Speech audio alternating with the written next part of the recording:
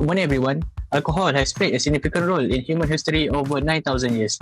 Its discovery was accidental when early ancient Chinese people mixed a mixture of fruit, honey, and grains to ferment naturally, create one of the first alcoholic beverage. The key ingredient in alcohol drink is ethanol. It triggers the relaxing effect and drunkenness.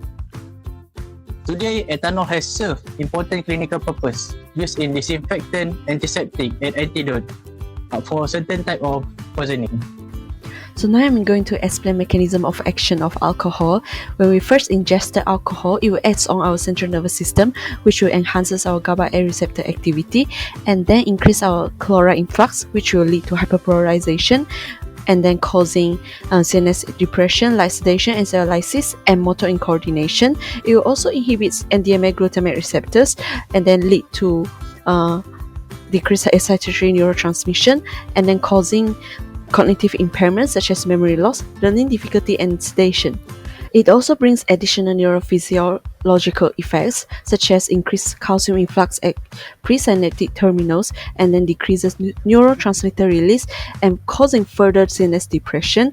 And then it will also increase dopamine in mesolimbic system and then lead to the person euphoria, reinforcement, and addiction.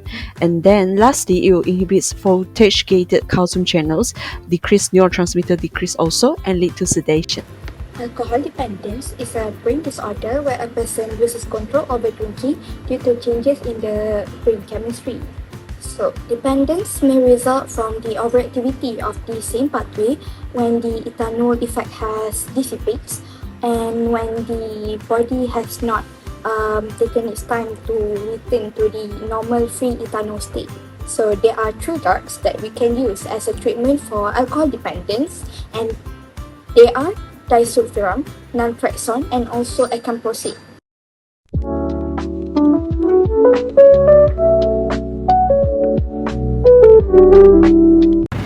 So what will happen when the body become less sensitive to alcohol effect after repeated use? Person need to drink more or increase the consumption of alcohol to get the same level of effect. This is known as the alcohol tolerance. So let's break it down. Initially, the alcohol produces a certain effect at a given blood concentration.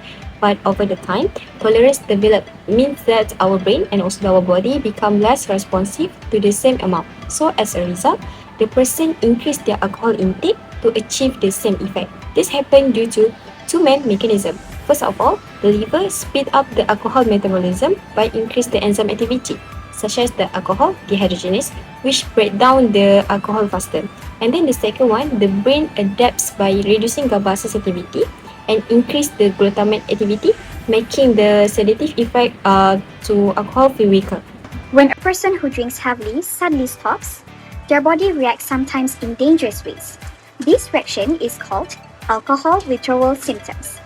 The symptoms that we can see from patients with withdrawal are insomnia, tremulousness or shaking, anxiety, digestive upset and anorexia or loss of appetite, headache, sweating, palpitations and tachycardia, and last but not least is nausea and vomiting.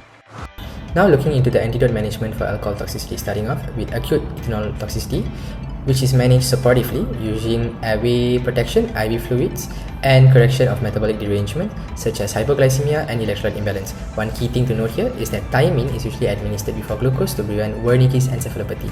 Next up, for more toxic alcohols like methanol and ethylene glycol, the toxicity for both of these alcohols usually come from its metabolites, which is formic acid and also oxalic acid. So it's these metabolites which then cause its adverse effects such as ocular toxicity, central nervous system toxicity, and also renal failure. So the first line management for both of these is fomepizole. Fomepizole acts as an inhibitor for alcohol dehydrogenase enzyme, which allows the metabolism of these toxic alcohols into its metabolites. So by inhibiting this process, we can halt the production of the harmful acids. Additionally, ethanol can also be used, which acts as a is a competitive substrate for alcohol dehydrogenase, which effectively also prevents the metabolism of the toxic alcohols. Some additional treatments include hemodialysis for end-stage organ damage and very high toxin levels, sodium bicarbonate to fix the metabolic acidosis, folate to enhance methanol detoxification, and also thiamine and pyridoxine for ethynyl glycol detoxification.